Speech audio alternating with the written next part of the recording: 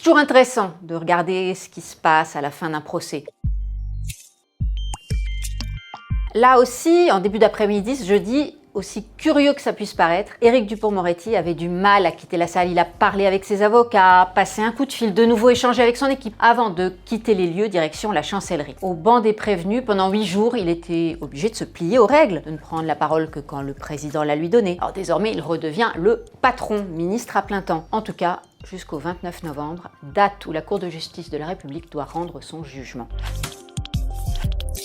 On a 2 éléments factuels pour répondre. 1. Ses avocats ont plaidé à la relaxe. 2.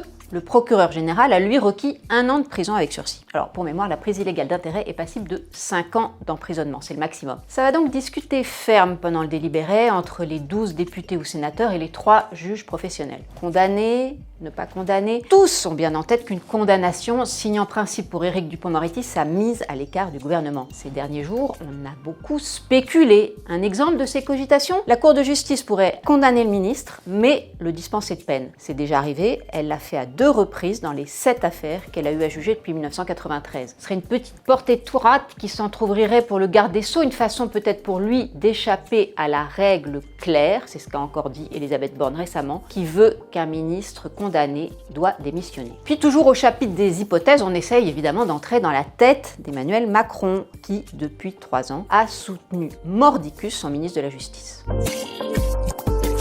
2 versions irréconciliables continuent de s'opposer. Pendant tous les débats, elles n'ont cessé effectivement d'entrer en contradiction. Celle de l'accusation qui décrit un avocat devenu garde des Sceaux voulant régler ses comptes avec des magistrats. Puis celle de la défense qui balaye cette fable et retourne l'accusation. N'est-ce pas plutôt des magistrats, 2 de leurs syndicats en tête, qui auraient voulu obtenir la tête du ministre. Personne n'a vraiment marqué de point décisif, n'a apporté de preuves irréfutables. Il n'y a pas eu de témoignages clés, de véritables coups de théâtre. J'ai beaucoup regardé les parlementaires pendant ces 8 jours. Il faut bien le dire, ils restaient assez énigmatiques, drapés dans la robe noire qu'ils avaient revêtue pour l'occasion. Les étiquettes politiques, bien évidemment, transparaissaient dans leurs questions. Daniel Obono, scrupuleusement calme, ne posait pas les mêmes questions que les députés de la majorité ou des sénateurs LR. De prime abord, les parlementaires ne sont guère fans de cette Cour de justice de la République qui juge des politiques, mais qui se mêle de la façon dont le gouvernement a géré la crise du Covid. Pour le reste, je dirais que c'est un peu mystère et boule de gomme.